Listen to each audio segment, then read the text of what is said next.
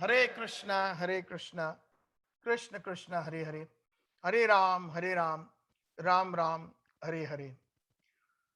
Please accept my humble obeisances. All glories to His Divine Grace Srila Prabhupada and all the Gaudiya Vaishnava Acharyas.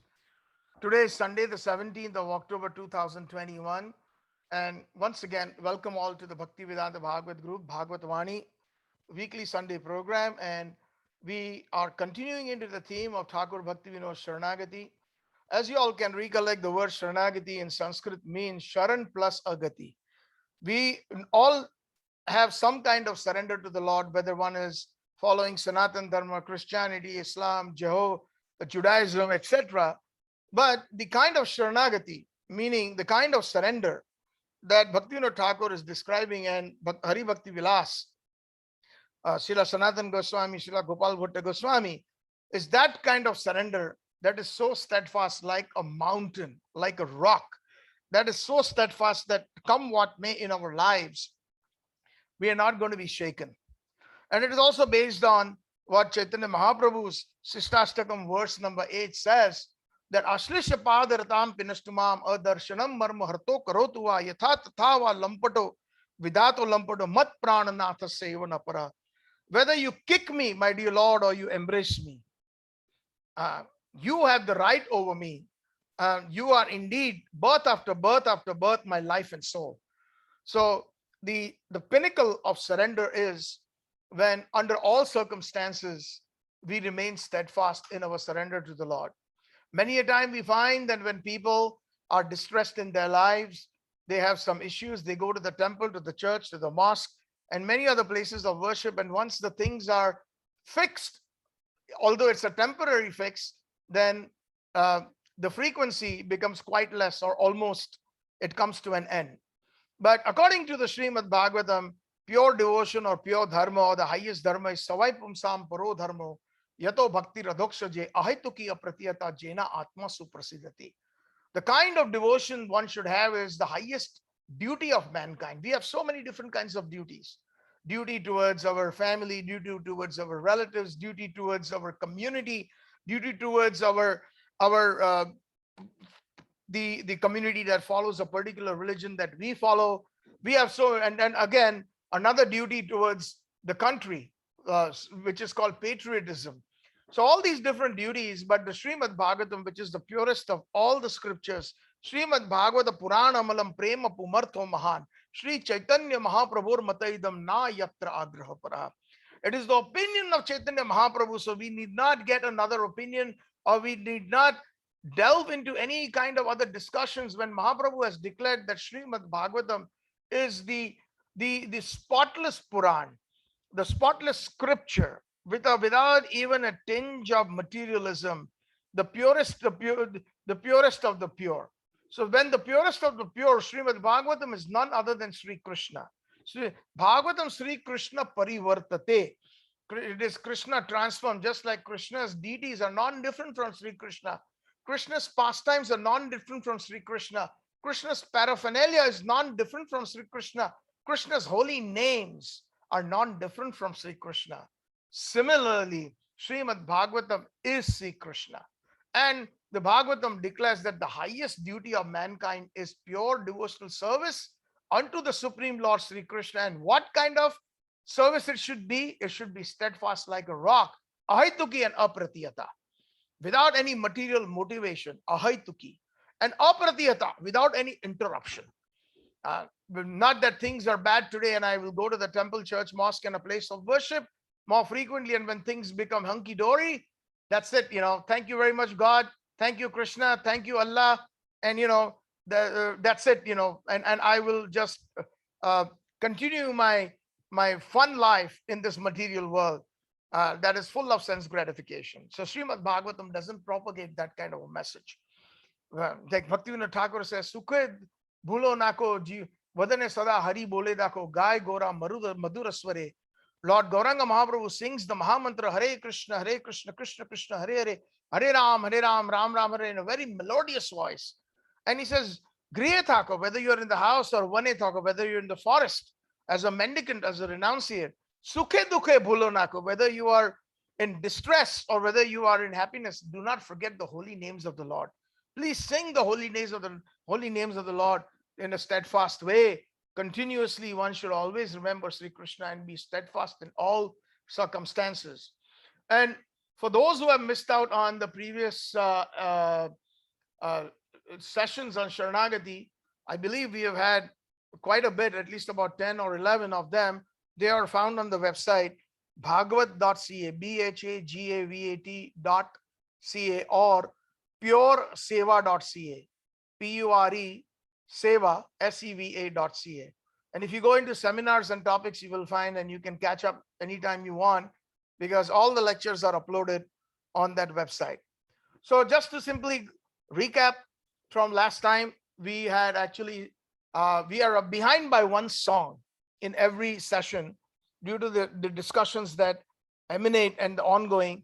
So in the last song and the previous song before that was that Parama the Bhaktivinoda Thakur says that I am simply moving around in this material world, oscillating in different parts of this material world. What am I doing? And I'm seeing different kinds of scenes and sceneries I'm experiencing. Karama vipake bahuvana brahmi pekhalu ranga bahu chitra tuapada vismriti amara jantrana klesha dahana dohi jai. And because of forgetfulness of your lotus feet, I'm going through many, many different miseries. And guess what happens? When we are in a very miserable condition, there are many people who come to our aid, who come to help us, just like in our family crisis or in a crisis in our life.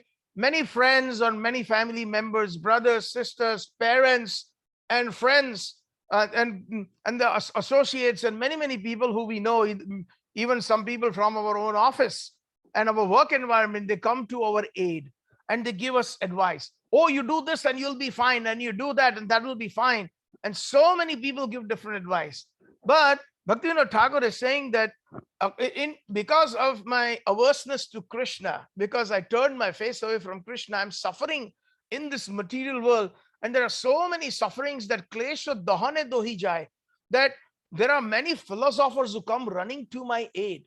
They want to help me. And who are those philosophers? Kapila, Patanjali, Gautama, Kanobuji, Jaimini, Bauddha, Ayadhai. Especially mentions 6 great philosophers. Kapil Muni, who has a perverted explanation of Kapil Dev, the incarnation of Krishna, who is simply concocting the Sankhya philosophy, and he's atheistic. Patanjali, according to Bhaktivinoda Thakur, is also an atheist, who is the propagator of the Yoga Sutra. And today also we find that atheistic persons, the most famous, as we know, who is a propagator of the Patanjali yoga system, is this Baba Ramdev. He's so famous all over the world. People are ready to, spend hundreds and thousands of dollars just to attend his classes. And at the end of the day, it is just a gymnastic exercise to keep the body fit. But if that body doesn't culminate, if these senses do not culminate into the love of Krishna, into the service of Krishna, then Srimad Bhagavatam says, Shrama eva hi kevalam. It is simply a waste of time. Whether one studies the Vedas, Vasudeva para Veda, Vasudeva para Yoga, Vasudeva para Kriya, Vasudeva para Makha, Vasudeva param Jnanam, Vasudeva param Tapaha, Vasudeva paro dharmo, Vasudeva paragatihi. Another instruction of Srimad Bhagavatam. If one is studying the Vedas, one is studying scriptures, and if it doesn't culminate into the love of Godhead, into the love of Sri Krishna, then it is wasted.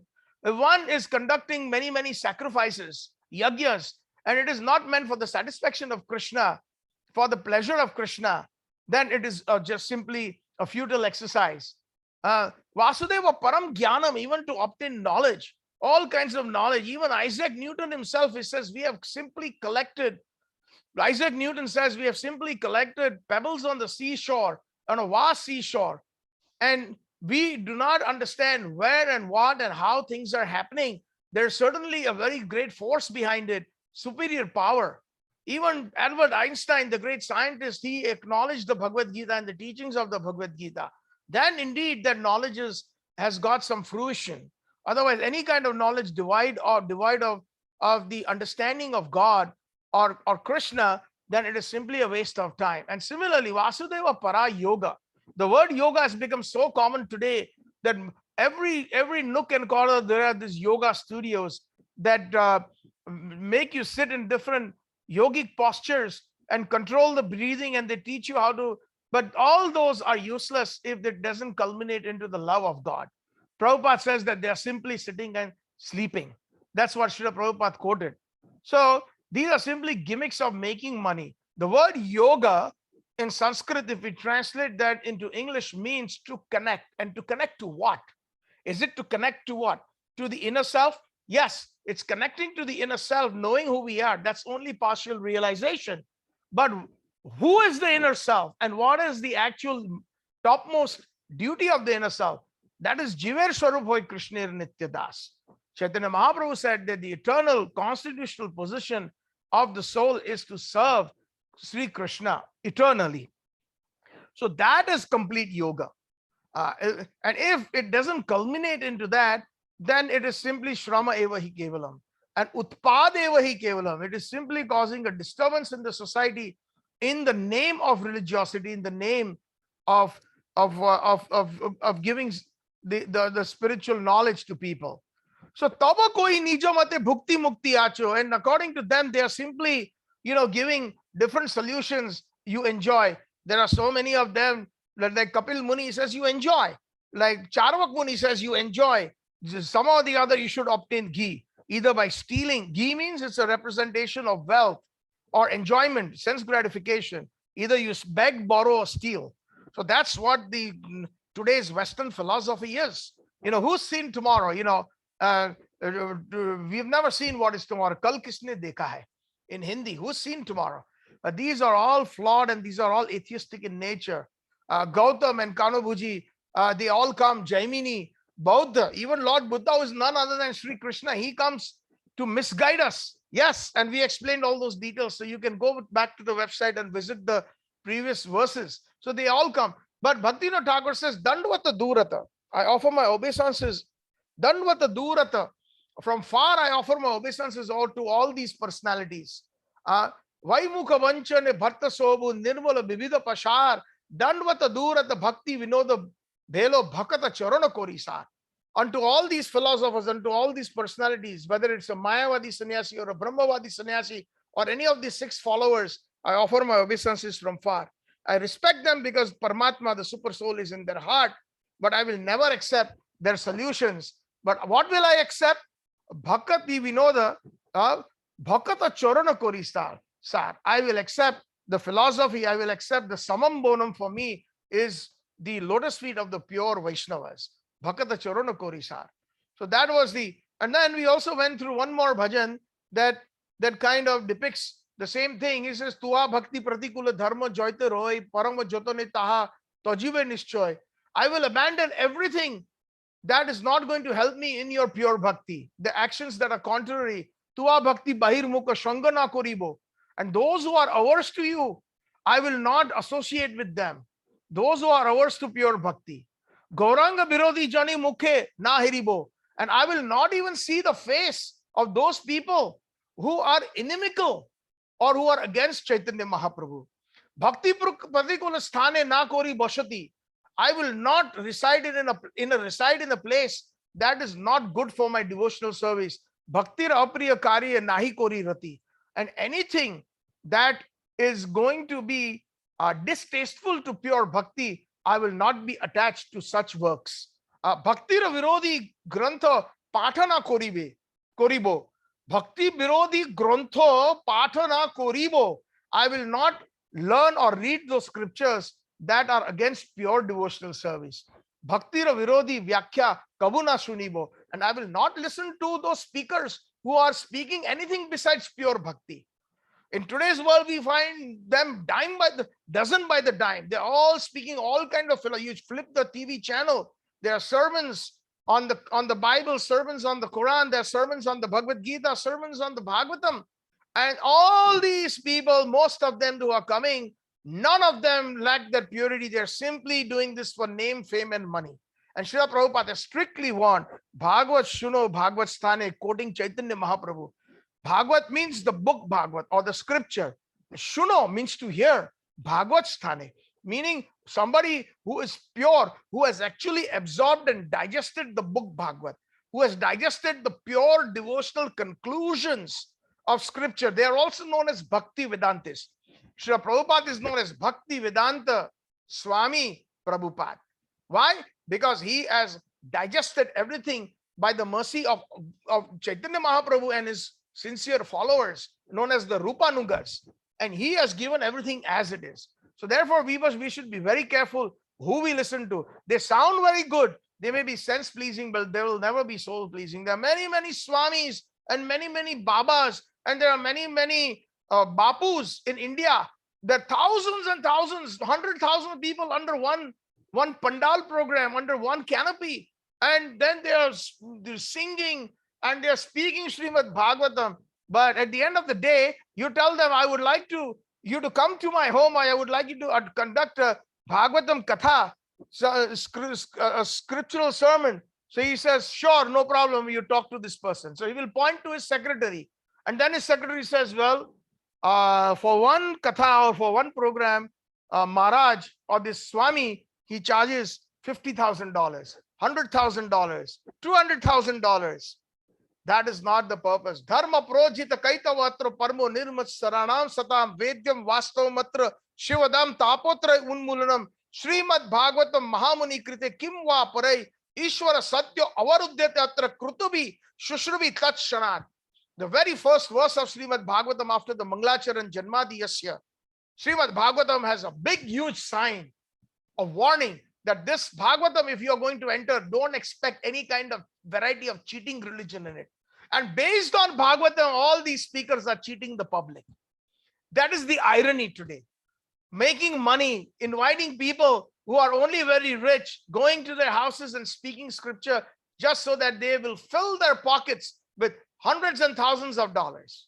That is not the purpose of Srimad Bhagavatam. That is why clearly Bhaktivinoda Thakur has said in this particular branch of Sharnagati in song number 2, he says, I will not listen. Bhaktira Virodhi Grantha Pathana Koribo. And that means either part or scripture or anybody who speaks the scripture. Bhaktira Virodhi Vyakya Kabu na sunibo. Anybody who doesn't speak pure devotional service messages, I will never listen. Gauranga Barjita Sthane Tirtha Nahi Mani. If Chaitanya Mahaprabhu has rejected a particular place of pilgrimage, I will not consider that as a place of pilgrimage and I will not visit. Bhaktira Badar ka Jnana Karma Tuchha Jani. And anything that is an impediment in bhakti, and whether it is knowledge or karma, or jnana and karma, I will tuchha jani. Tuchha jani means I will consider that as the lowest and reject it. So this is the message. Bhakti rabhadaka kale na kori adar. I will not give any kind of any obstacles that are posed due to in execution of devotional service that do not favor me. That do not favor me. Bahirmukha nija jane jani par. Even those family members who are averse from Krishna consciousness, I will consider them as strangers. Look at this wonderful pure. So even if your brother, your sister, your parents, or anybody, or your wife, if they are bahirmukha, bahirmukha means who are not Krishna conscious persons, then I will not consider them as my own. And Srila Prabhupada's personal example of when Prabhupada in 1955, when Prabhupada already had started translating the Bhagavad Gita, and he's translated it with his own handwriting. At that time, he didn't have a typewriter, and he had pages and pages handwritten script he had left in his house. And one day when he came back, he asked his wife, I had written all these things, I put them in this corner. Where are they?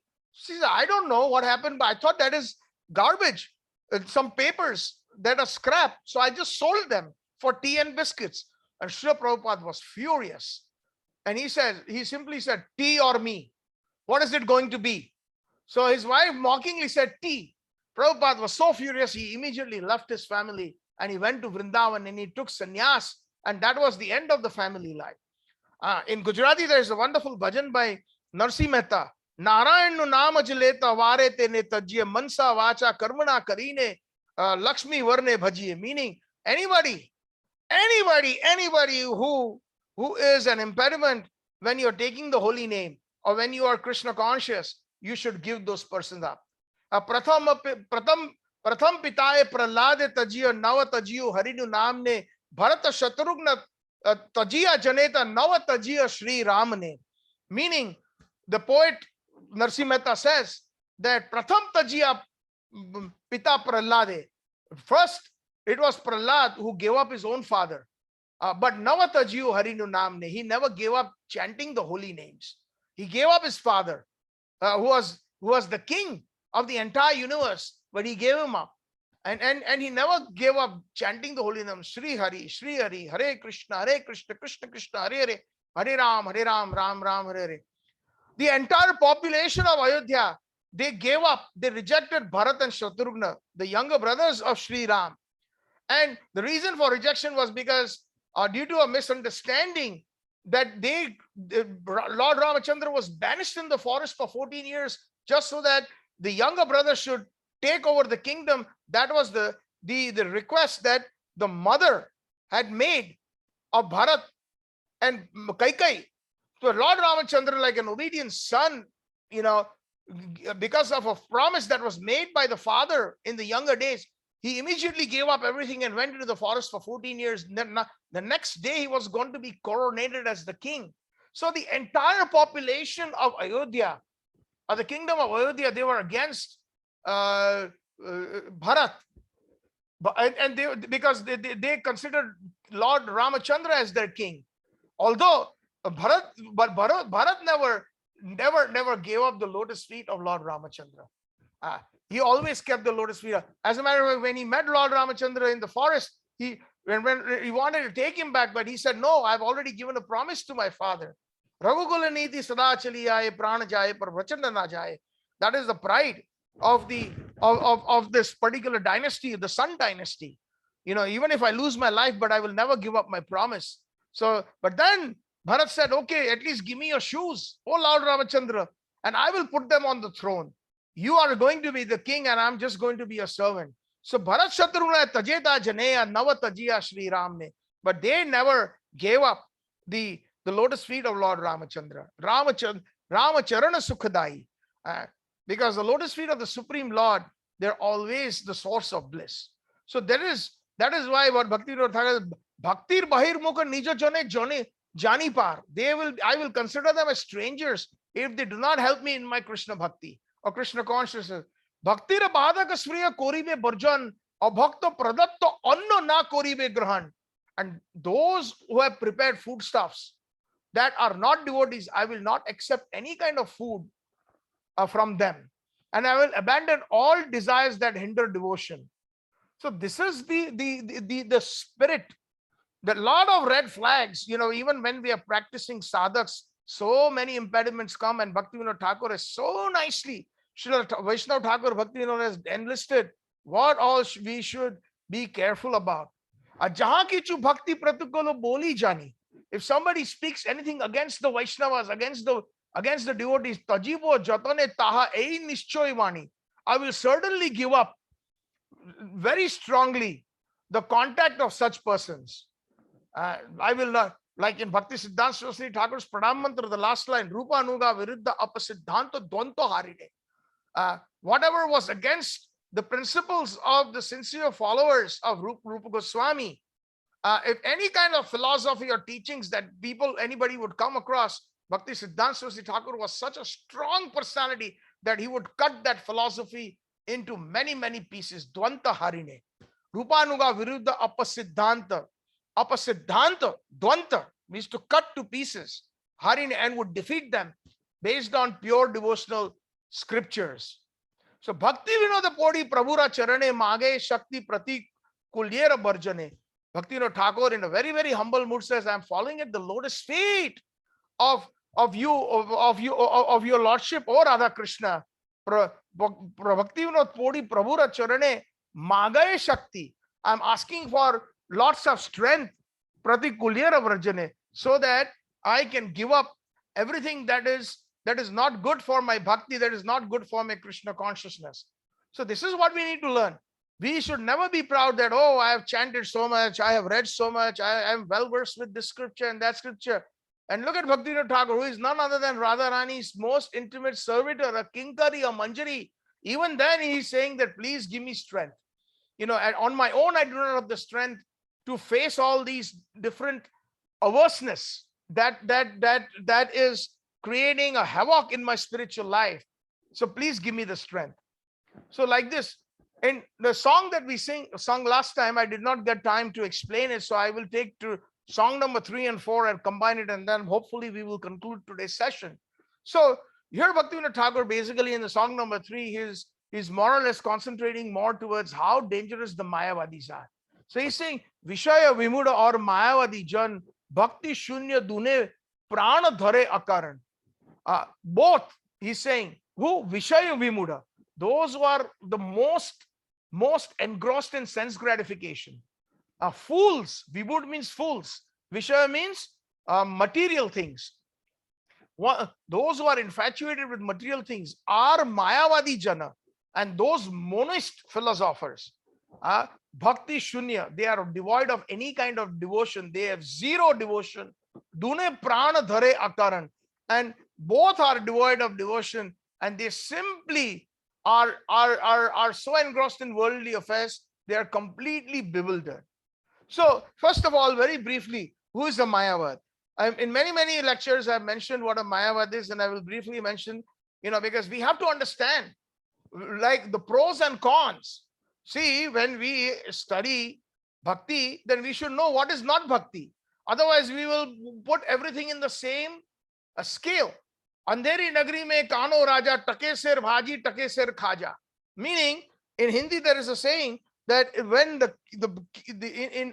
in a kingdom that is full of blind people, and even if the king is blind, then the price of the most expensive sweet and the price of a simple vegetable, it is the same.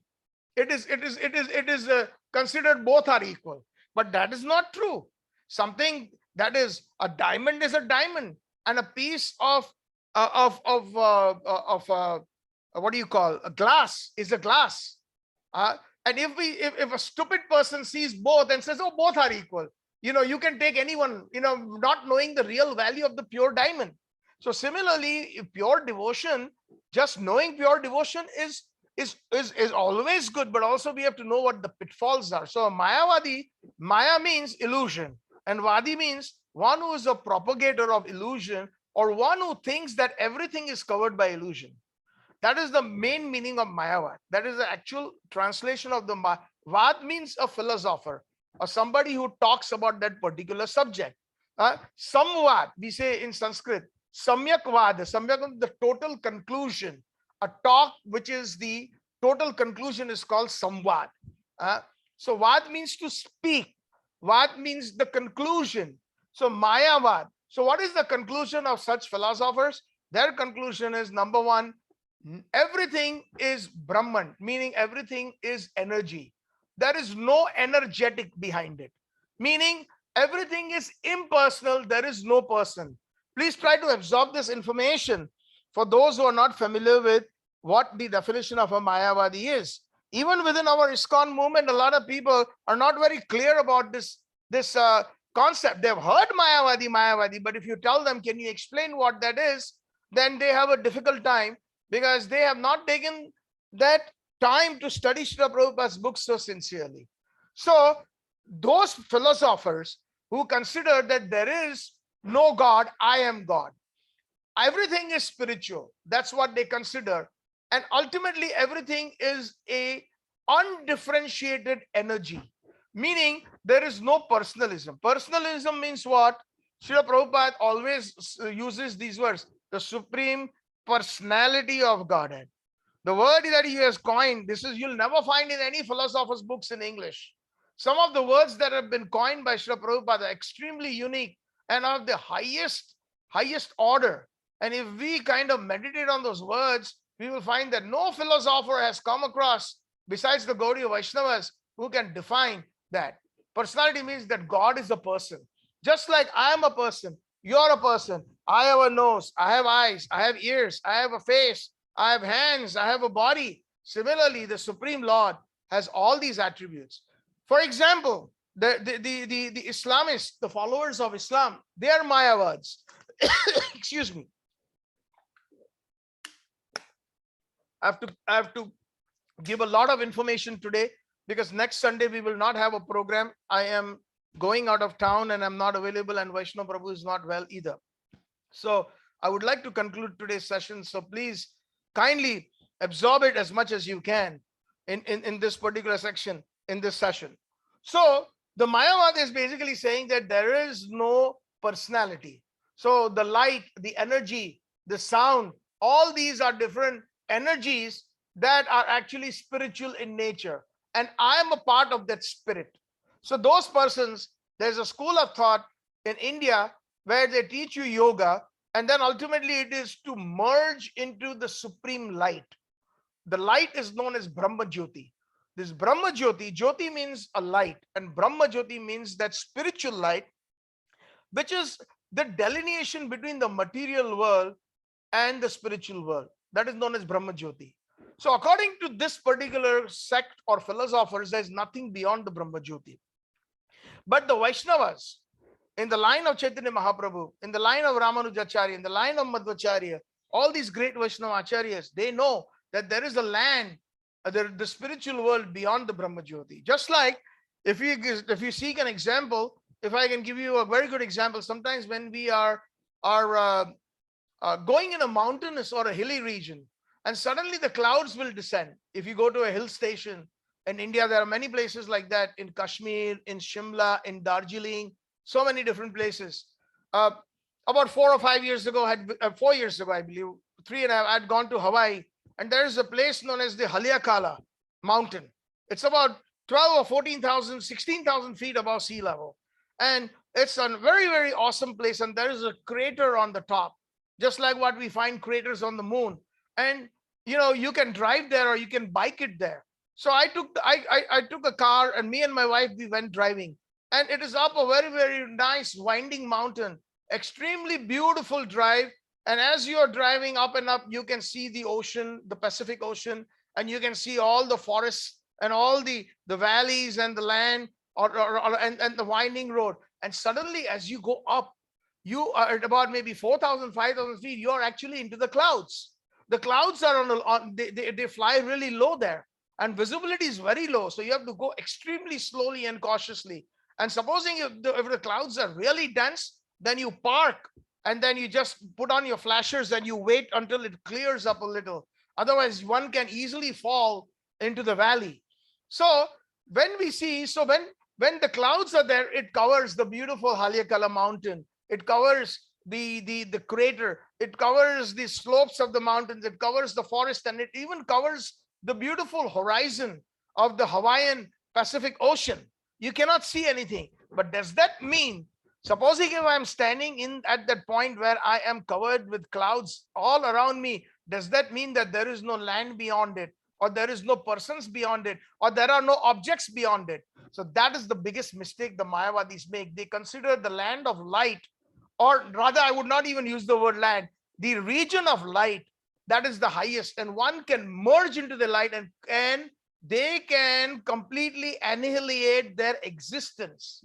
Now, according to the Bhagavad Gita, the basics that Bhagavan Krishna, Lord Krishna says very clearly, that it is not, Arjun, that it is not that you did not exist before, all these kings did not exist before, I did not exist.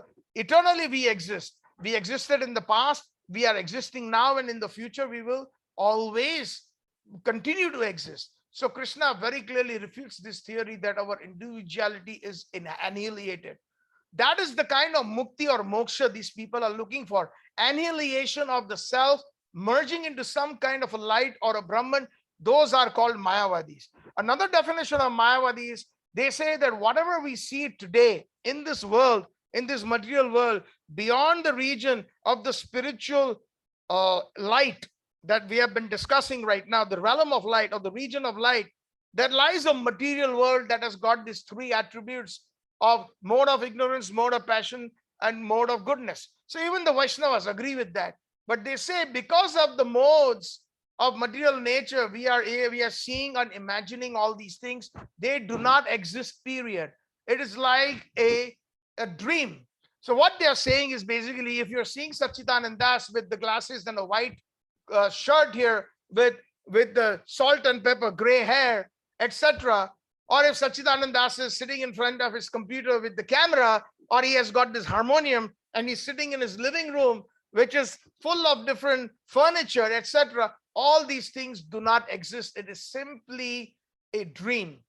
And Satchitananda Das or XYZ or ABC person is seeing those things as imaginary because they do not exist. We are living in an imaginary world, in a world of illusion. And that is what in Sanskrit, the word ma-ya, ma means not and ya means this. So the world which is not, something that does not exist, is called illusion. Brahma, that is called Brahm in Sanskrit or Hindi or Gujarati, many of the vernacular languages. Illusion.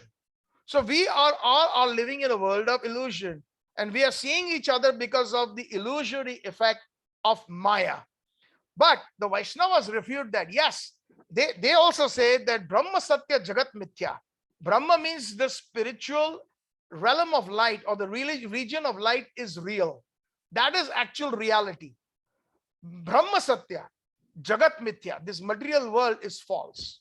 So the Vaishnavas say, yes, Brahma Satya, but their definition of Brahma is just not that simply region of light. They say that the region of light is due to the immense effulgence that emanates from all the spiritual real persons and the real planets, the eternal planets and the eternal persons that live beyond the region of that light known as Vaikuntha. Okay, please try to understand. I'm taking some extra time here to explain the Mayavad, who Mayavadis are. So the Vaishnava says, yes, this world is temporary, but it is real. Whatever I see with my eyes, it is real. But because of the temporary nature, in comparison to even the higher planetary systems, like where Lord Brahma resides, where his lifespan is about 4.3 trillion human years.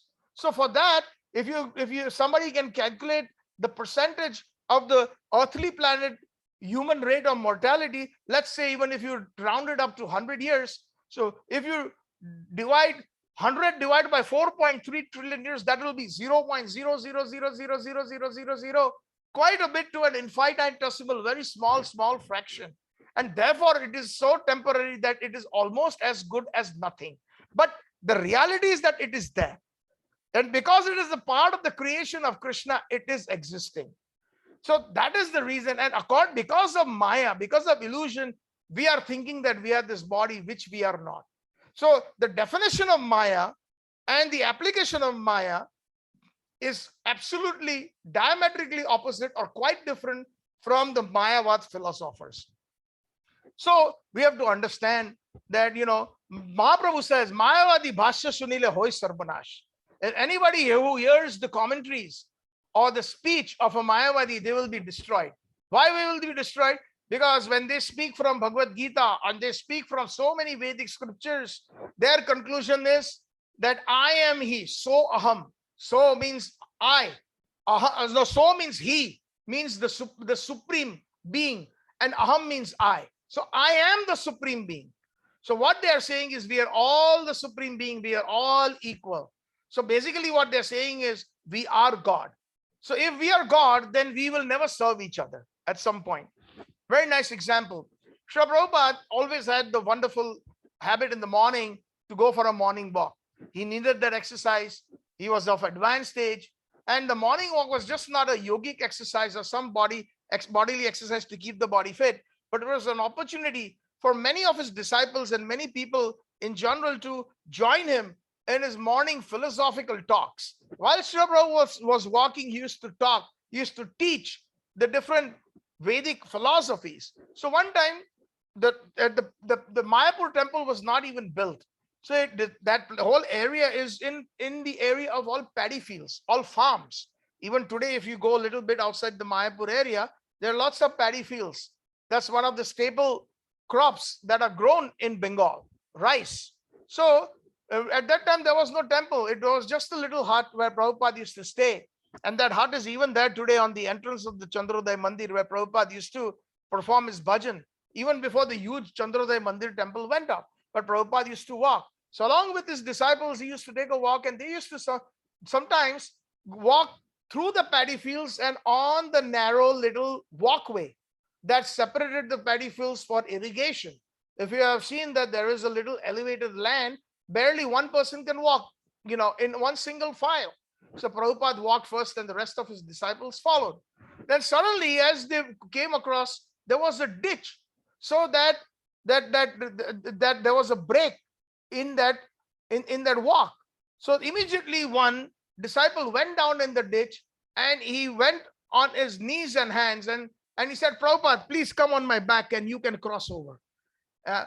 So then Prabhupada simply obliged by walking over his disciples' back and going to the other part of the section of the section that was broken. And everybody, all of the young disciples, they simply jumped over. And then the last person, when he gave his hand, and the other person who was in the ditch, he pulled him up. He tried to pull him up so that he could come up, give him some assistance. So Srila Prabhupada took his stick and shooed his hand away. Leave him there. And everybody was shocked. What? Why is he saying that? Why is he saying that he actually helped you cross over? So Prabhupada simply then smiled and says, bring him up. This is Mayavadi philosophy, that after a certain point, there is no guru required. Everybody is equal. There is no God. We are all the same. That is Mayavad philosophy, and that is very dangerous, because it sounds so nice and sweet to the listeners. If somebody is a preacher and says, oh, you don't know, my dear Mr. Brandon, my dear Mr. Agarwal, my dear Mr. Patel, my dear Mr. Shah, my dear Mr. Desai, you don't know you are God. All you have to do is practice these things that we are teaching you, and one day we will all become equal and we are all God. We are all God. That is the realization we will get. Brahma Satya Jagat Mithya Aham Brahmasmi Satchitananda Rupam Shivoham. I am that auspicious personality. Or not personality. I take that back. My fault. I am He. I am that energy. I am that light. I am that undifferentiated monist energy. But Prabhupada in the Vaishnava says there has to be an energetic in order to understand. Because if there is no sun globe, then where can there be the sunlight? Even in the darkness of light, when we are going on the highway and we see that there is some light beam coming and all you can see is light. You cannot see the object behind it, the car and the people behind it. But actually, as you come closer, you will see that, oh, these are the headlights of a car, and there is actually the shape of a car, and there is a driver, and there are passengers in that car.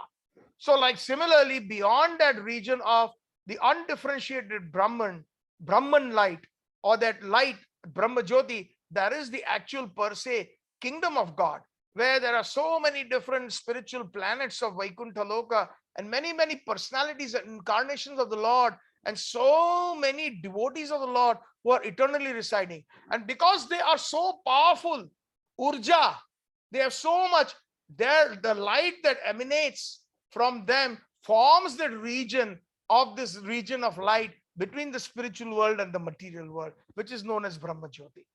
So ultimately, the Mayavadis aim for that region of light, and that is their highest conception, and they cannot even conceive something beyond that. And that is so dangerous. Why is it dangerous? Because our constitutional position as a jiva, as a soul, is to serve. Through service, we find happiness. Even if we are not spiritual in nature, when we serve the country, we serve our community, we serve our parents, we serve our family, we serve our relatives, we find a certain pleasure. Even a little bird who brings the early worm to the nest, 100 times the bird will fly up and down, up and down, up and down. That service, because that is the nature of the soul. That soul is also in that little bird, and she goes up and down to feed the little fledglings that are there in the nest. There is a certain pleasure, a joy that the mother bird gets. Even so, in the entire kingdom of existence, regardless of what entities they are, service, one cannot separate service from the soul. Just like one cannot separate heat and light from fire, because that is the constitutional dharma or the constitutional position of fire. So similarly, the constitutional position of the soul is service and happiness. Service and happiness go hand in hand. But in the material world, our services are perverted. Perverted because they are directed towards sense gratification. And when they are directed towards sense gratification, the results are temporary and the happiness is temporary. No matter how perfect a father is, or no matter how perfect a husband can be or a wife can be, but one day the death will do them apart. And when that happens, because of the temporary nature of the human life, then it will only bring misery. But whereas if one serves the eternal, one serves the personality who is eternal, then their bliss and joy is eternal. It is as simple as that. So that is what Maya. So Bhaktivinoda Thakur is saying, "Aur Mayavadi jan bhakti shunya dune prana dhare akaran." They are useless, and I will not listen to this fellow. Ei dui shanga nath. Oh my dear Lord, the association of these two, which two? The most what do you call Vishaya Vimuda, the one who is attracted and who is completely absorbed in material things, and the Mayavad philosopher and the Mayavadi. Ei dui shango nath na hoi amar. I will never want to associate with Prarthana Koriye Ami Charane Tomar. I pray to you, oh Krishna, that please don't give me the association of Mayavadis and the association of gross materialists. Shei duera madhye bishay tabu bhalo Mayavadi Shanga nahi magi kono kalo. Shei duera madhye, out of the two, between, if I have to choose, like make the best use of a bad bargain, and if there are two, one a gross materialist and the other one a Mayavad, so if I have to choose, then I would prefer to associate with a gross materialist than to associate with a Mayavad. How sweet! Because a Mayavadi will eternally kind of send us to the bottom of the bottom hells, because there is no service. If I am equal, if I am God, if you are God, if he is God, she is God, all these persons around me are God, and if we are equal, then why I should serve you? Why you should serve me? And if there is no service, there is no happiness. If you go to any Mayavadi temples, we find the Chinmaya mission, we find all these different, so many different missionaries that are of the Mayavad philosophy. There is no happiness, there is no service, there are no elaborate deity services, there is no offering of proper bhoga, different items, there is no proper kirtan, nothing like that. Their foreheads are completely blank, there is no tilak. Mahaprabhu said that anybody's forehead is without a tilak means it is like a smashan, like a crematorium, like the Mayavads. They are basically Mayavad Krishna Aparadhi. Mahaprabhu also said that they are offenders to Krishna. And how are they offenders? The offenders is like, supposing if you believe in the energy and you don't believe in the person who is behind it, then it is a great insult. I like to give this example quite a bit, and some of you have attended the previous sessions, at least somewhere you may have heard from my mouth, that supposing if there is a very great artist, amazing artist, and millions of dollars worth of paintings he produces or she produces, and if that artist comes to town in the big museum, in the historic museum, where you know they have all these very expensive paintings, they're all displayed, like the Louvre Museum in Paris or the Museum of Art in Chicago, etc. Very, very amazing. Of course, I never understood them. Don't ask me why. I never found them to be extraordinary, but sometimes when you look at the price tag, you're just shocked. $1.2 million, $3 million. In London, Sotheby's, they auction them 5 million, 20 million just for a piece of art. And I never understood what's such a big deal in this, that people are crazy in spending that kind of money. But anyways, so imagine Michelangelo. He's here in your local museum, or some great artist who is a very famous painter, and he's sitting on a nice table and a chair, and all the hundreds or thousands of people walking in, what if they just simply ignore him and they just walk past him as if he does not exist, and they stand in front of the painting and they have a glass of wine and some cheese is being served, and they say, what an excellent painting. Wow, look at those contours, look at those colors. It's amazing. And they go on and on and on, and they go through the entire gallery, and then they exit the gallery without even acknowledging the painter. Similarly, Mayavadis are those personalities. this effulgent light is coming from the effulgence of Krishna. It is mentioned in the Brahma Samhita.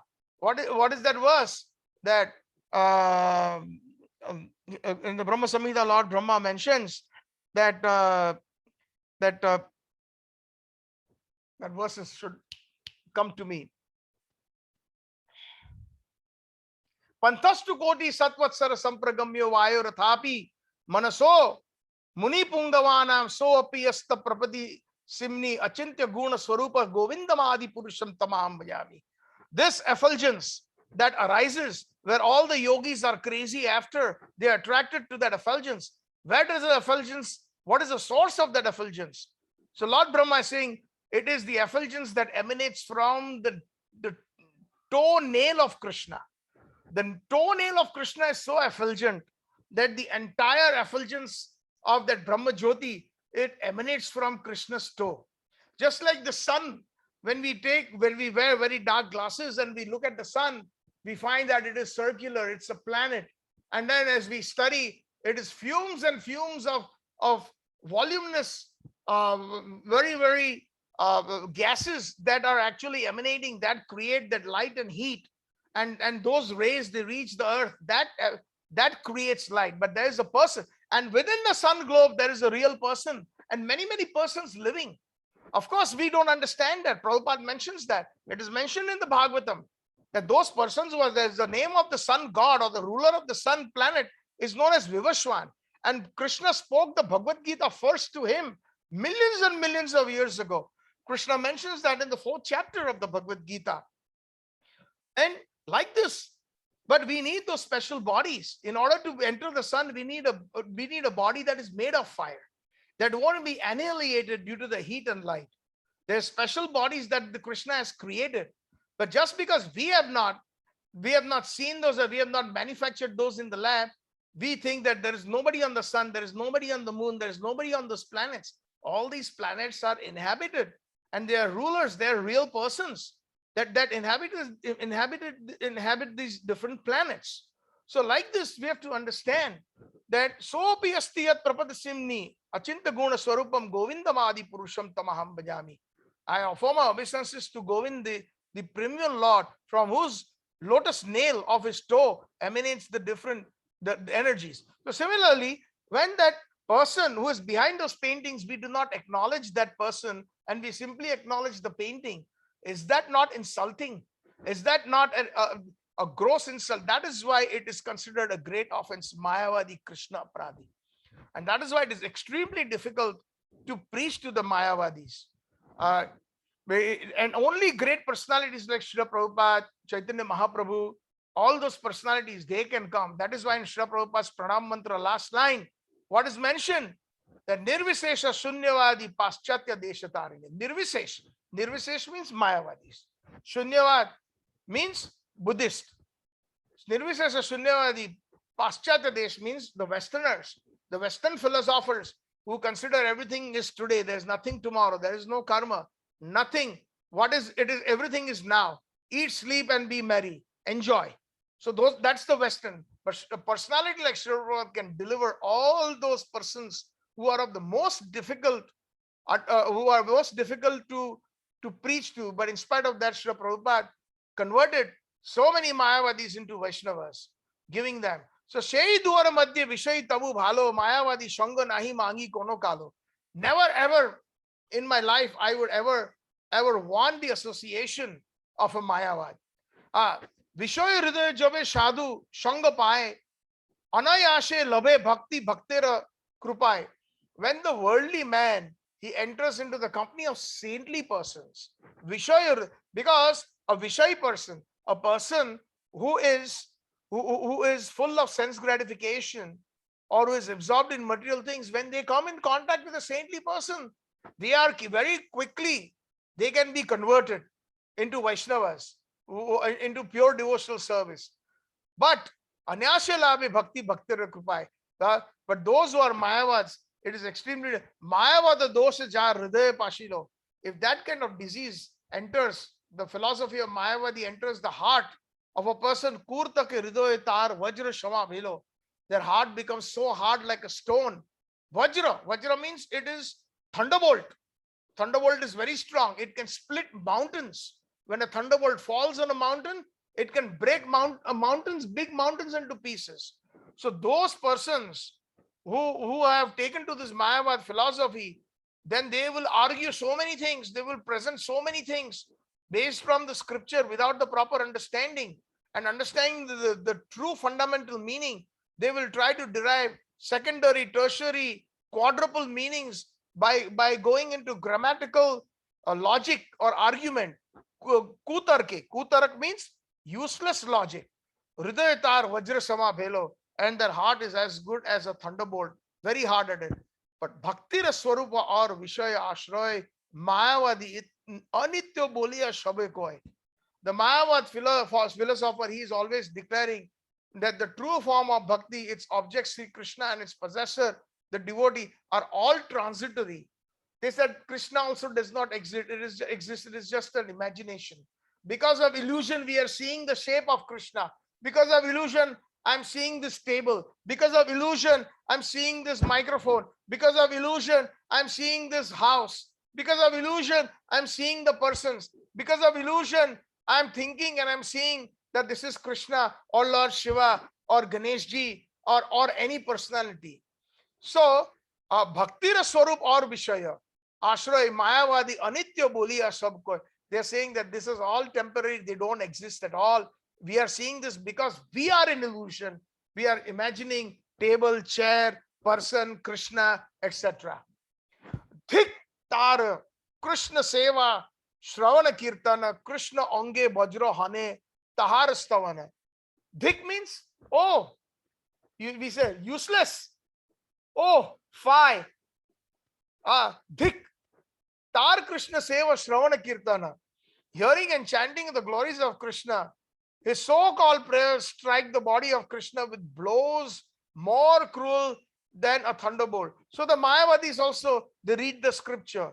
So what happens? Reading of the scriptures of those verses, they are like thunderbolts on the Krishna's beautiful, beautiful body.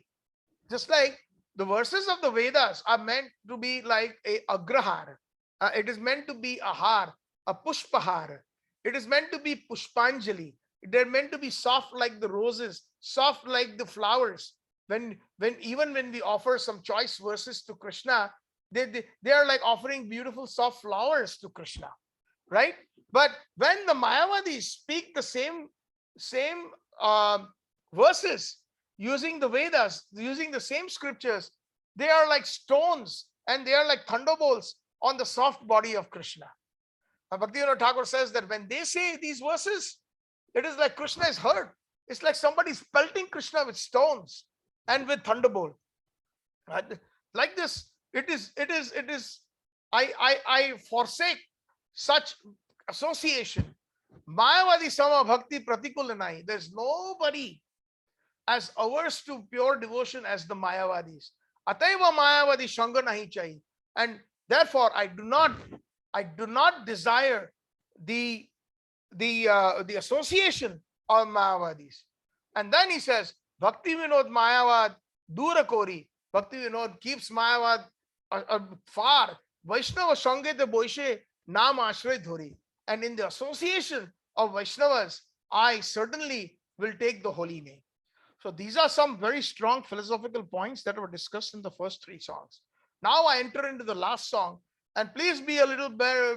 Those who are Rasik in nature, I see my good friend Dr. Nandpran from Vrindavan. I'm sure you will get a lot of delight, and I'm sure other devotees will also delight in this last song.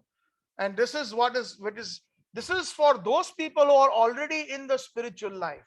This is for those people who are not Mayavadis, but they are Vaishnavas. This song is for those people who are already worshipping Sri Krishna. Those persons who are already worshipping the Supreme Lord, either in some incarnation or other, especially those who are also worshippers of Krishna. So please kindly pay attention. And this is one of my most favorite bhajans that, I really love and I would like to share. And then I will conclude today's session. In the last song, Bhaktivinoda Thakur is saying, Ami to swānanda-sukhada-bāsī, Radhika Madhava Charanadasi. This actually, if I have to go through this with a fine-tooth comb, this will take several sessions, but I will try to summarize it today, because this will be perhaps the session I would like to end today, because next week is Kartik. Kartik is starting on the 21st, the most auspicious month. And then once I come back after 2 weeks, we will be speaking on Damodar Ashtakam, Damodar Leela. So I would like to conclude this topic today on not accepting things that are good for, to reject things that are not good for our bhakti. Now, even when we are in devotional service, and even if we are devotees of Krishna, so here Bhaktivinoda Thakur is saying, Ami to swānanda-sukhada-bāsī. Now, swānanda-sukhada-bāsī.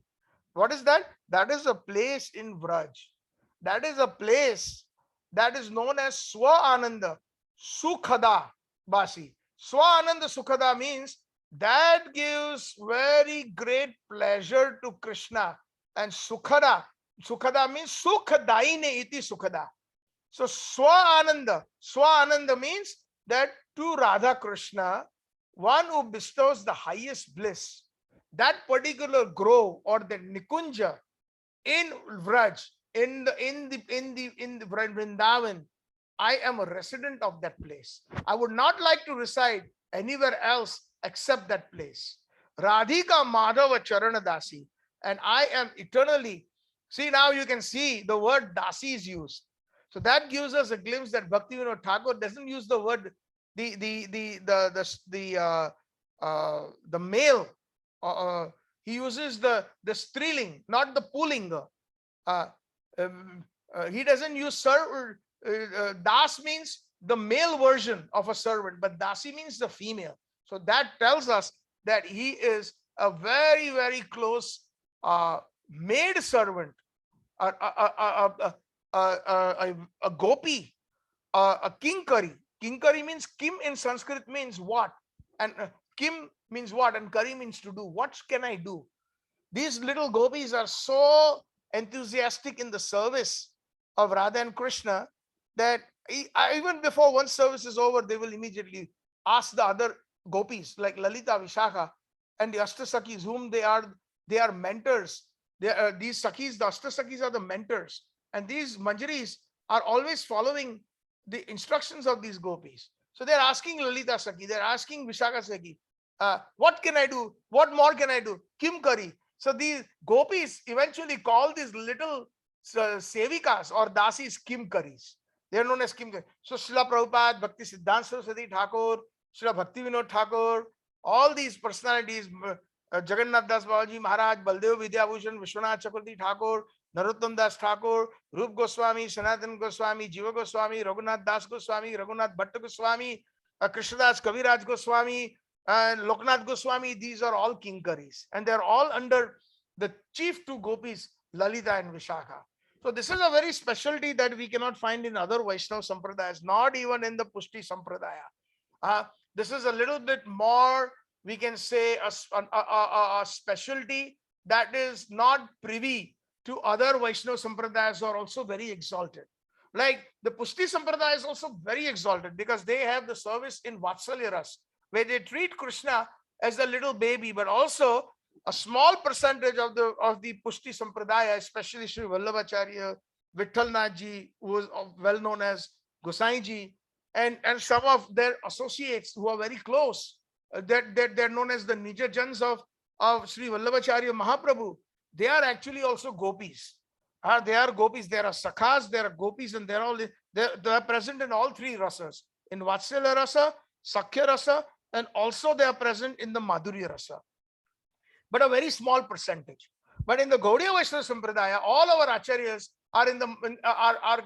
are performing the service in the Madhurya Rasa, where even the gopis like the Ashtasakis, like even the topmost two gopis, Lalita and Vishakha, where they cannot deliver services, these Manjaris will deliver. So in Swānanda-Sukhada, Bhaktivinoda Thakur has actually built a place in Mayapur. His house is also known as Swānanda-Sukhada Kunja, because Mayapur and Navadvip are non-different from Sri Vrindavan Dham. They are exactly the same. And if you go to Radhakund, there is the residence of Bhaktivinoda Thakur, and there Bhaktivinoda Thakur used to recite. If you are going to Radhakund, and when you actually pass Raghunath Das Goswami's Samadhi, when you come out, and then you continue on the Parikrama Marg and you make a right turn to complete the circumambulation.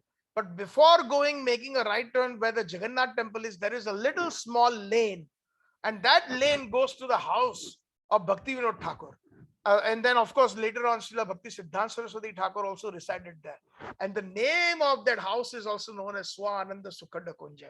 So that kind of, it's a very beautiful. So Bhaktivinoda Thakur, when he was staying in Navadvip, there also he was meditating on the pastimes of Sri Vrindavan Dham, Radhika Madhava Charana Dasi, eternally as a kinkari, and at the lotus, serving the lotus feet of Radha Madhav in Mayapur, in Vrindavan, and where? In swānanda-sukhada Kunja. That is the name of his home. So that wherever, that service of Manjari Seva was always present in his meditation. And Dunhara Milane Ananda Kori, Dunar Viyogi Dukhe Tomari. Very important. This is the quality of a Manjari. Dunhara Milane Ananda Kori. The Manjaris or the little gopis that I'm talking about, especially our Gaudiya Vaishnava Acharyas, they get very exceptional pleasure in the union of Radha and Krishna. Not to say that the other Vaishnava cultures do not get the pleasure. They do get the pleasure, but that the pleasure is that in the other sampradayas of Vaishnavism, the different gopi forms, they like to enjoy with Krishna, even the Madhuri Ras. But the Manjaris, they get the highest pleasure in bringing Radha Krishna together, and they do not even desire to have any kind of pleasure with Krishna. Please try to understand, this is a very high concept. Generally, nobody speaks about this even in ISKCON classes. But since the topic is coming here, I'm mentioning this. Otherwise, I would be committing contempt to my Gaudiya Acharyas. So this is the big distinction. So this makes a big distinction between the Vallabh Sampradaya and the followers of Chaitanya Mahaprabhu. In the other sampradayas, even in Vrindavan, there is another sampradaya known as the Heath Vansh Mahaprabhu Sampradaya, the Radha Vallabh temple. Very, very old sampradaya. And I would say about 60 to 70% properties even today are owned by the Radha Vallabh Sampradaya Vaishnavas in Sri Vrindavan Dham. And they do very nice katha, and they do very nice, wonderful kirtan. Beju Bavda and Haridas, the famous Haridas and Tansen. So they were actually the disciples. Beju Bavda and Tansen were disciples of Haridas in Vrindavan. That is in Nidhivan. That is where his bhajan sthali is. And there he used to teach them the esoteric, highest, wonderful music. That even during the music, even if they sang the Rag Malhar, it would start raining for the pleasure of Radha and Krishna. That Rag Malhar, when Akbar asked Tansen to sing Rag Malhar, it was for his pleasure. And because Tansen was a disciple of the Vaishnava Haridas, Haridas is also an incarnation of Lalita Sakhi, by the way. So Lalita Sakhi incarnates in many different incarnations, and she is an expert singer. Radharani is an expert singer. So when they were disciples, Tansen and Beju Bavda, but because that Vidya that was given to him, that blessings were there. So when Akbar said, please sing for me, and then when he used to sing the different ragas, the rag that actually, I forget the name, that brought a lot of heat, that would actually light all the lamps in Akbar's palace. But when the devotees sang those, or when Haridas ji sang those, they used to light the lamps during the Diwali time in the Nikunjas, to bring some nice light for the pleasure of Radha and Krishna. It would rain so that Radha and Krishna would have their extended pastimes in the Jhulan, on the swing in the rain, when the rain was there, to give pleasure. Out of season, when Rag Malhar was sung. So all these different ragas that were there, that were for the pleasure of Radha and Krishna. Even in the Pustimar, they're so amazing. The Astachap Sakas, Surdas ji, Paramanandas ji, Govindas ji, Kumbhandas ji, Govindas ji, Krishnadas ji, all these wonderful, they have written all these wonderful pads that are so amazing that they give so much pleasure to Radha Krishna. And even in the Vatsalya Ras, in Nandarai's Mahal, in Yashoda Rani's Yashoda Bhavan.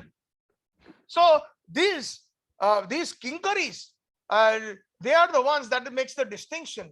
So, Dunura Milane Ananda Kori. They are always very happy. The Manjaris are happy when Radha and Krishna are in union. But sometimes some gopis are not very happy when Radha and Krishna meet, because there are some gopis who are in the opposite camp. They do not like when Krishna goes to Radharani, and vice versa. Radharani also doesn't like when Krishna goes to another gopi. But the Manjaris love it. Dunara milane ananda kori, dinora viyoge dukhe tamari. But when Radha and Krishna are not together, viyog, sometimes there is intense separation. And we discussed that separation in the 22 sessions, I believe in the verse number 7 and 8 of the Chaitanya Sistastakam, that we did for almost 5-6 months, 5.5 months. We described the different kinds of viyog, or these different kinds of separation. So whenever there is a separation, for whatever reason, the Manjaris are very unhappy. Radhika, they said, Dunora viyoge, at the separation of these two, Radha and Krishna, dukhe tamari, I'm full of anguish. I always feel like as if I'm going to die. Mari means dukheta mari, as if I'm going to die out of separation. Because of their separation, I feel the pain of Radharani, and I feel like I'm dying because Radha and Krishna are not there. So, Sakhi Sthali, Nai heri noyane, dekhile shabai ko paraye mone.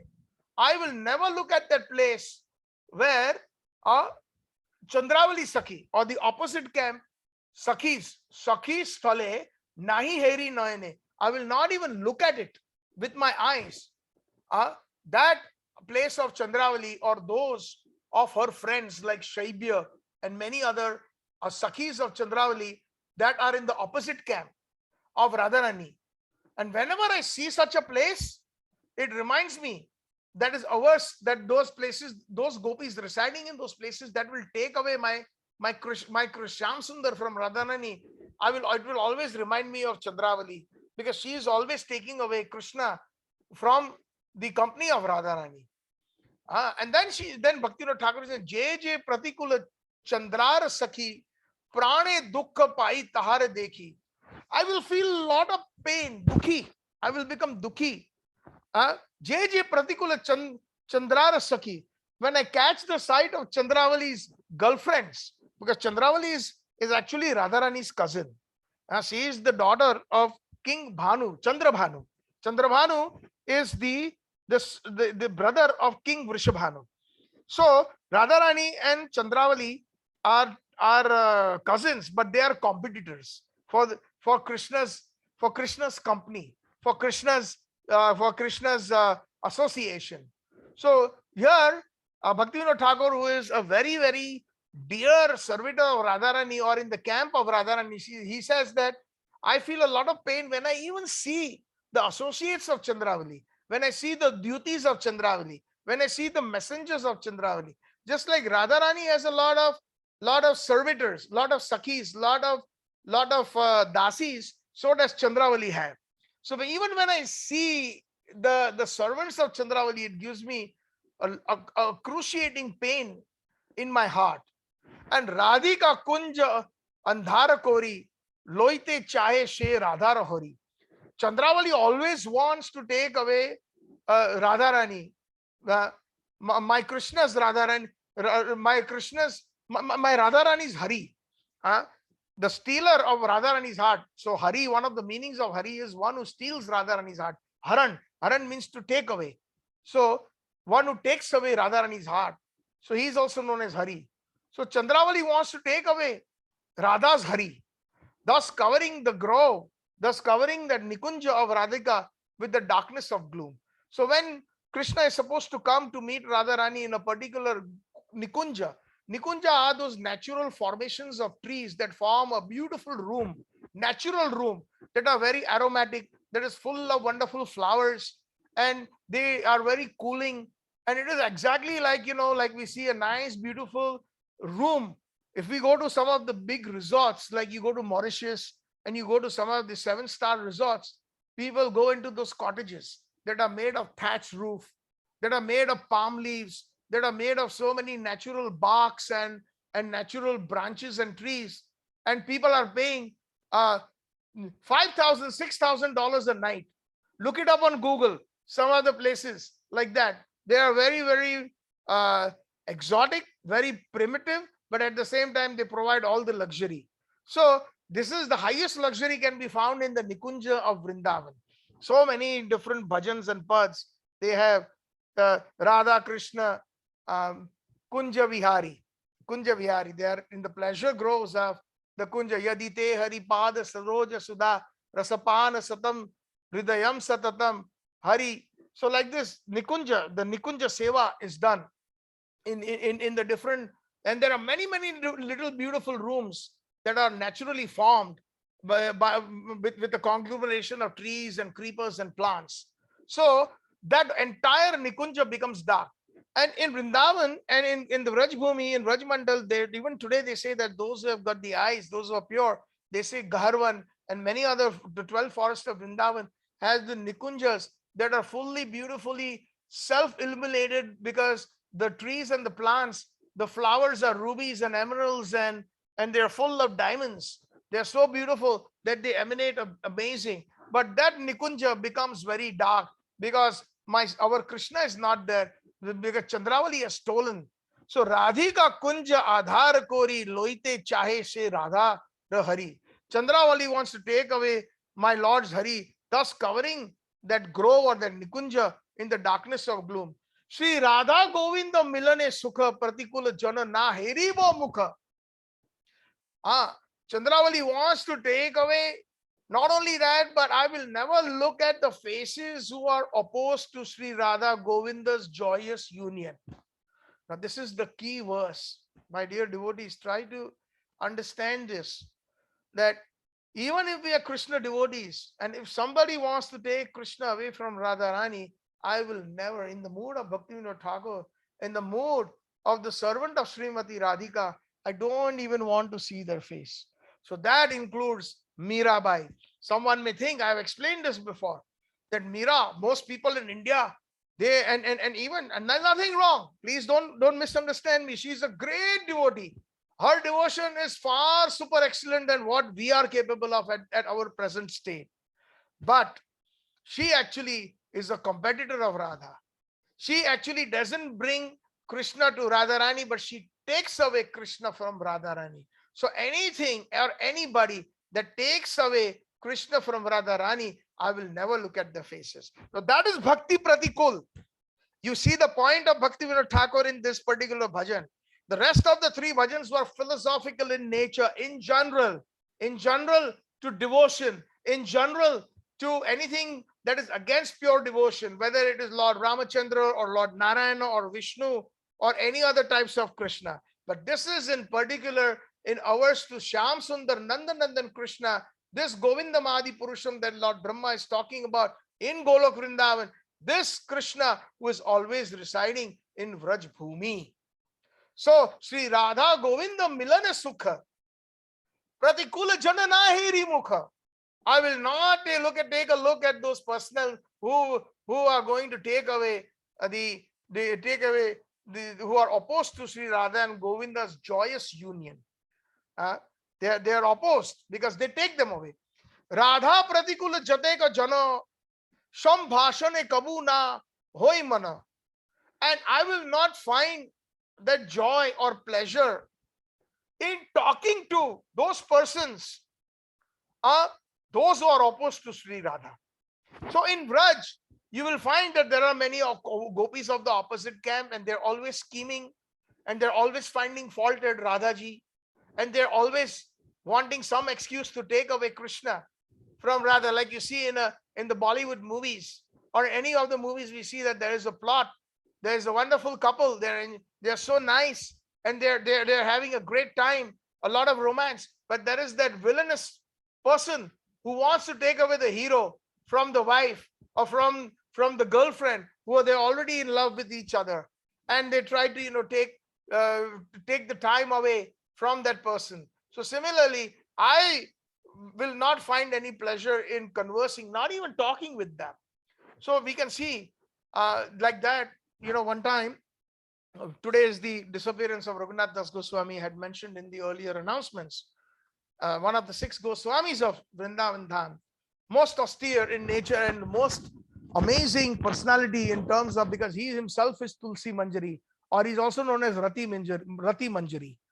Very, very exalted personality who we can study from his literatures, the different Vilap Kusum Manjali, which he knows the separation of Radha and Krishna, how he cries when Radha and Krishna are separated, Raghunath Das Goswami. So he has written a book known as Vilap Kusum Anjali. It is a, Anjali means folded palms, and Kusum means lotus. So there were verses that are like lotuses in the palm as an offering to the lotus feet of Radha Krishna, especially to the feet of Radharani. The tears in the form of lotuses with a filled in the palm, Vilapa Kusum Anjali.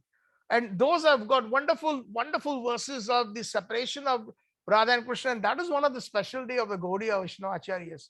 That separation is so acute that it gives a very special joyous moment, unparalleled during union. Like we see familiarity breeds contempt in many of the different services of Radha and Krishna and many Vaishnava Sampradayas. Is the union of Radha and Krishna where everybody is in joy. Radha Krishna in joy, they are in joy, and they have never known any major separation. That what it really feels like, because that happens. But Radha and Krishna only give that particular specialty of separation, that entrance into that special ras to the Gaudiya Vaishnava Acharyas, to the Gaudiya Vaishnava Kinkaris, to the Gaudiya Vaishnava, to those Kimkaris of Radharani who are the Gaudiya Vaishnava Acharyas, because they really understand. And the reason why that separation is created, because next time the union happens, it is even more sweet. It is sweeter every time there's separation, the union becomes more and more sweeter. So not everybody gets to taste that sweetness that is created out of separation. This is a very, very high subject matter, but try to absorb as much as you can. So Raghunath Das Goswami on the banks of Radhakund was very austere, and he was actually composing all these wonderful books. And he used to sleep only maybe 1.5 hours. That was his and the rest of the time he used to chant minimum 3 lakh names, about 18 hours of chanting. That also included, composing different books. Very, very austere life he used to live. He didn't even have a hut, and there are so many couple pastimes about his austerity, where even Radharani one day comes in the heat and covers Raghunath Das Goswami with her own achal, with her own garment, because of the heat, and she takes the heat herself in the middle of summer. And when Sanatana Goswami sees that, he chastises Raghunath Das Goswami, go build a hut, because our Swamini, Radhaji, whom we are serving, she is serving you. I saw that. She was standing behind you and she was taking all that heat. In Raj, in the middle of summer, we know that the heat in Delhi, in North India, in Uttar Pradesh, especially in Vrindavan and Govardhan, is highest. 50 degrees Celsius, 55 degrees Celsius has been recorded. So in that amazing heat, Radharani came to give shade to her devotee, and he was completely absorbed. So he used to eat very little, hardly eat anything. Only sometimes, most of the time he would have is, some Vrajvasi would bring a little cup, a leaf cup that is made out of the the leaves that fall from the trees, and they make a cup. It is called a dona. Even today, if you go to Vraj and you go to the temples and you take prasadam, there are plates that are made of leaves, and there is a bowl that is made of leaf. And they brought some chas, buttermilk. So when Raghunath Das Goswami saw that the cup, that particular day, when one person brought, that was his only meal, he was so austere. He immediately, with a lot of disgust, took it and threw it away. How dare you bring this to me? So he was in shock. The person is trying to serve a sadhu. I brought you some buttermilk, and you are in disgust. You crushed the entire cup and you threw it away. He says, yes, you get out, you rascal. What happened, Baba? What happened? He said, this leaf came from near the Nikunj of Chandravali, because these trees grow around Chandravali's Kunja. And Chandravali is ours to my Radharani. She is a competitor. I do not want to have anything to do. You simply reminded me of Chandravali by bringing the leaf, the bowl that was made from the leaf from that tree that grows in Chandravali's kunja. That is what Bhakti Pratikula Bhav is, my dear devotees. When will we get that bhav? All the three other things and all the different philosophies are there, but at some point there has to come some very fine delineation, even within Krishna consciousness, even within the bhakti of Sri Krishna. I will reject those devotees who will take Radha and Krishna, who will separate Radha and Krishna, who are the cause of separation. I will never see their faces. I will never hear about them. That is bhakti pratikul for them. That for their bhakti is always the pleasure and the union of Radha Krishna.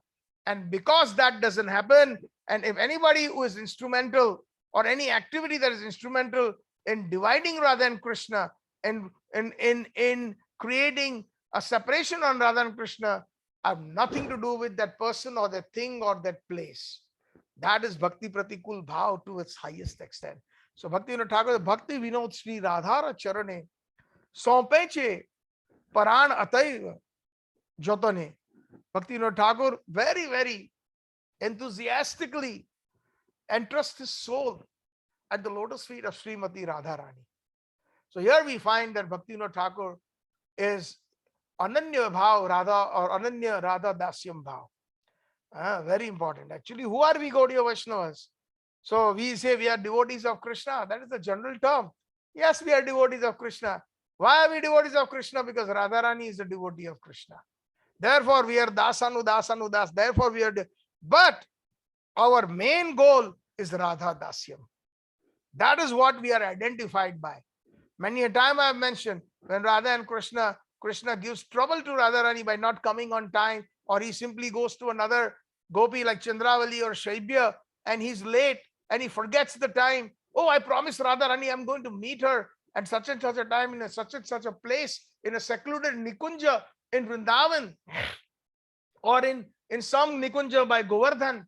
And and at that time Radharani is very upset, extremely very sad at that time. At that time, all those gopis who are in the Swapaksha of Radharani, including the Manjaris, they're all shedding tears. They're all giving solace to Radharani. And Radharani is speaking ill of Krishna. Oh, he is blackish. His heart is blackish. He's Madhusudan. So one of the names of Krishna is Madhusudan. Madhu means honey. Sudan means one who extracts honey. Of course, another meaning of Madhusudan is one who killed the demon Madhu. But then this Madhusudan means the wonderful, the meaning in Madhurya Rasa of the gopis. So he's going from one gopi to another, just like a bee goes from one flower to another flower, extracting honey or nectar. So similarly, our Syam Sundar is like that. He simply goes from one gopi to another, he's Madhusudan. So like that, he gives grief. And it is natural. It is envy. Envy comes, everything emanates from the spiritual world. Om Janmadi Yasya. So why do we have envy in this material world? Why do we have jealousy? Because it is there in the spiritual world, but it is on a very high platform. And that envy or jealousy is the reason behind is Krishna deliberately tells Yog Maya to create that so that the next time he meets his most dear devotees and the dearest of dearest Srimati Radhika, the union becomes even more joyous. Ananda Ambudi Vardhanam. It increases the ocean of joy. Then the previous meeting, then the previous meeting, then the previous meeting. And that Chandravali or that Shaibya, that any other devotees of Krishna, they do not get that kind of zenith that is ever increasing every time when there is a Nava Milan, a new union that happens. So these are all very, very deep secrets that our Vaishnava Acharyas have explained. So this is Bhakti Pratikula Bhav Varjan Angikar. I will not accept anything that is not conducive to my devotion. And as far as the Manjari, as far as the Gaudiya Vaishnava is concerned, their highest devotion is the pleasure of Radha and Krishna in union. So, and anything that doesn't bring about the union of Radha and Krishna or causes a separation of Radha and Krishna, that is bhakti pratikul. That is against their principles of seva. That is against their devotion to Radharani. So thank you all very much. All glories to Srila Prabhupada, all glories to Thakur Bhakti Vinod.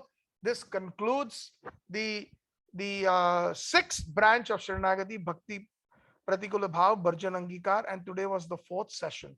So the six branches, again, just to summarize: Dainya, humility; Atma Nivedan, offering everything that back to Krishna. Everything belongs to Krishna. Ishavadyam, Ishavasam, Idam Sarvam, Yat Kincha Jagatyam Jagat.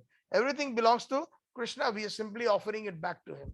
Just like if we want to worship Gangaji or Jamnaji, we offer their own waters in worship. So similarly, Manasa Deha Geha Jo Kichumora Arpilu Tuapade Nanda Kishore. Whatever my house, my family, my assets, Joki, my mana, my heart, my mind, everything, Joki Chumor. Arpilu Tuapade Nanda Kishore. Nanda Kishore again is a Gaudiya Bhav, the youthful son of Nanda Maharaj, who is Radha Raman, who is sporting with Srimati Radharani. Nanda Kishore, that particular word gives us a very deep insight into the Gaudiya Vaishnava philosophy. Dainya Atmanivedana Goptrite Varan. Krishna is my maintainer. Not my money, not my degree. Many people are so proud or arrogant. Oh, you don't know how many degrees I have. And I'm an employee of IBM, I'm an employee of Microsoft, I own this business, I'm a partner here, partner there, I am self-made. People say that, with so much pride. Actually, there are many Vaishnavas who are extremely rich, where they are very, very, very, very aristocratic, but they always say, Krishna, you are my maintainer. Goptrite Varan. Just like how Krishna maintains the lives of the gopis. How Krishna maintains Goptrite Varan to the highest extent means how Krishna maintains the lives of the gopis, how Krishna maintains Srimati Radharani with his glances, with his love. Even in separation, he maintains them, because in the event of a separation, the gopis say that we would have died a long time ago. Radharani says that in Kurukshetra.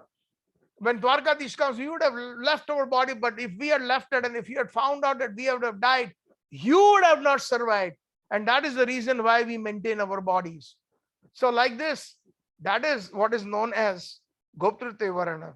Avasya Rakshive Krishna Vishwas Palan. Krishna will always protect me. I have full faith. That is the protection. Like the Vrajvasi is always dependent on Krishna.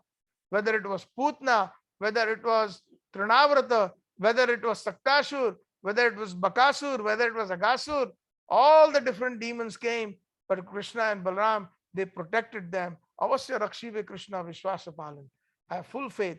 Prahlad had full faith that my Lord Hari will protect me. The Pandavas had full faith that Krishna will protect me, protect us. Krishna protected right from the childhood, from the poisoning of Bhim to the Lakshagra, to the burning of the wax house, and all the way to Mahabharata by guiding and by even becoming a charioteer of Arjuna and guiding him, protecting him to the extent that even though when he made that promise that I will never lift a weapon, he lifted a weapon against Bhishma Dev, when Bhishma Dev crushed Arjun by a shower of arrows. And at that time, Krishna could not tolerate. He took the broken wheel of the chariot and charged towards Bhishma Dev. So this is what is known as Goptrite Varana. Avasya Rakshive Krishna Vishwasa Palan. That is what means by Avasya Rakshive Krishna Vishwasa. Bhakti Anukul Karya Karejo Svikar. Whatever is conducive to bhakti, we must accept. Branch number 5th. And Bhakti Pratikula Bhava Varjan Angikar. Whatever is not conducive to our bhakti, we should reject.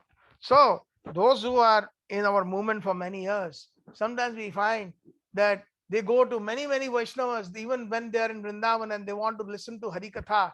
Here and there they jump. We know some people in Toronto area, every time they go to Vrindavan, they go to this Baba, they go to that Baba, and they keep it a secret and they think they have done a big thing. Actually, they are doing this service to Raghunath Das Goswami. They are doing this service to Rupa Goswami. We should not listen to them because that is not our forte. Now, those who have not understood the ultimate summum bonum of Radha Dasyam in the mood of the Manjaris, at least the basic fundamentals, then they will go jump here and there. Then they will not be able to distinguish between one from another. Andheri Nagri mein Kano Raja, Take Sir Bhaji, Take Sir Khaja, even within Vrindavan. So we have to be very careful where we hear from, what we hear from, who we hear from. If we want to excel, and if we, like Prabhupada said in his purport of Nitai Padakalam Kamala Koti Chandra Susitala Jay Chaya Jagat Judai, Hero Nitai Vine Bhai Radha Krishna Paite Nai, Drida Kori Dharo Nitai Pai. Nityanand Prabhu, who is the Adi Guru, Nityanand Prabhu, who is the brother of Krishna, he is present in the Madhurya Rasa as Ananga Manjari, as the younger sister of Radharani. So if we want to learn the Gaudiya Bhav, we can learn from Nityananda Prabhu. Prabhupada says in that purport, I clearly remember that, it was so funny. If you want to enter the dance party of Radha and Krishna, then you have to surrender to the lotus feet of Nityananda Prabhu. So dance party means Ras Leela. Ras Leela, even Vishnu, Narayan, Lakshmi Devi, she is not permitted in the Ras Leela. They are not permitted. Nor Mirabai is permitted in the Ras Leela.